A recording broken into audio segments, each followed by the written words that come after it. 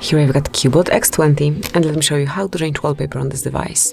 So at first you need to reach Settings, then find and select Display right here and go to Wallpaper. And now choose the folder from which you would like to pick your wallpaper. It can be one from your Google Photos or wallpaper album prepared by CUBOT. And this is what I will pick. And now you can choose the picture that you like the most.